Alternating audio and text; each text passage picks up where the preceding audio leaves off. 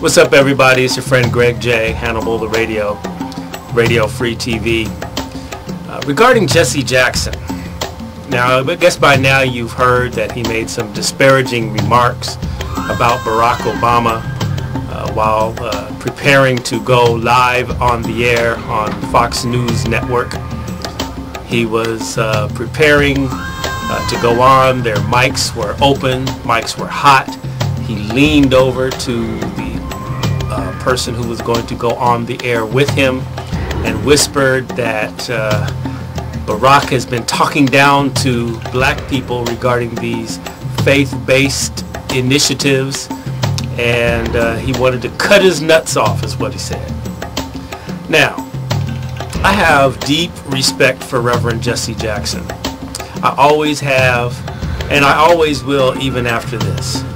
But Reverend Jackson, I really don't believe that you are so unaware that mics are hot when you're in the studio, even if this is how you felt about Barack Obama. Number one. Number two, look where you are. The Fox News channel, the media arm of the government, you know they were going to use this. Number three, as a man of God, I am shocked and appalled at the language that you use to express your disagreement over Barack Obama's policies regarding faith-based initiatives.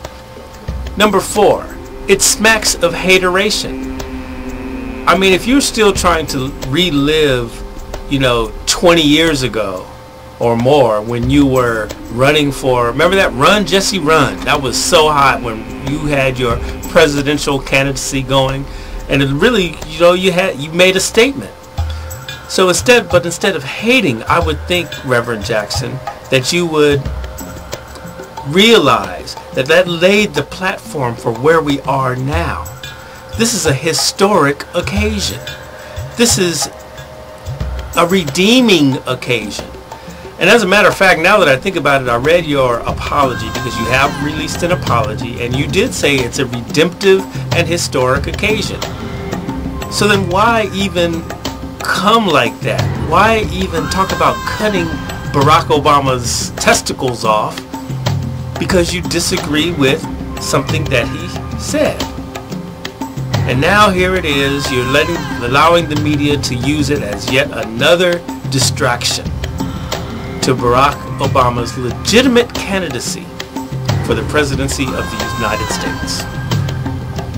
Now, I suppose you support him. I'm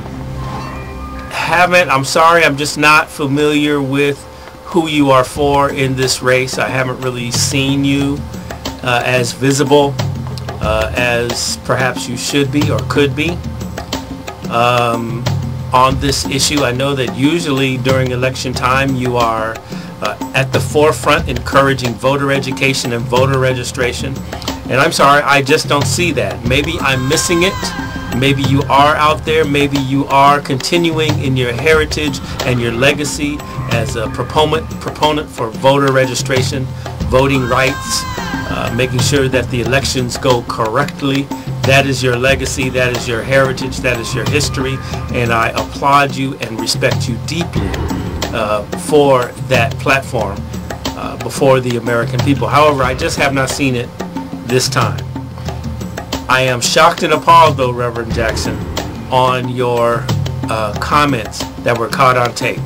Like I said, it smacks of hateration. It seems like you're hating on him. But you know what? The torch needs to be passed. It's now a new generation coming, and they're coming strong. They have taken advantage of the opportunities that you led the fight for.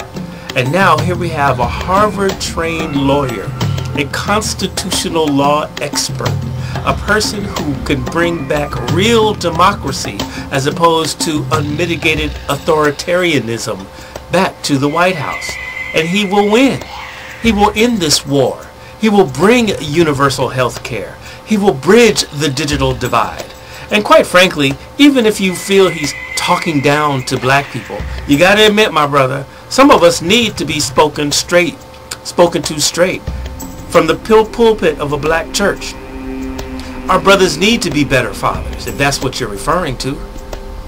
The church needs to advance faith-based initiatives. I don't necessarily agree that the funds have to come from the government, but I do believe that the church is the leading institution in our community that can advance financial empowerment, that can advance entrepreneur training, that can advance cultural. The church must be proactive in educating youth, in preserving the black family, so that we can alleviate all of this violence, all of this poverty, all of this miseducation in our community.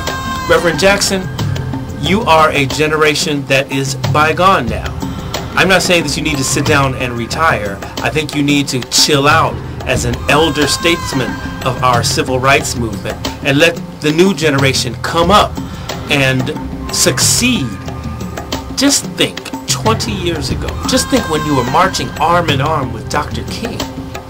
Did you ever believe that you would see the day when a black man, an African American, would have a strong, legitimate chance at becoming the president of these United States? Shame on you, Reverend Jackson. Get a grip. Get a grip. God bless you, y'all. Keep making those great videos. And remember, love one another.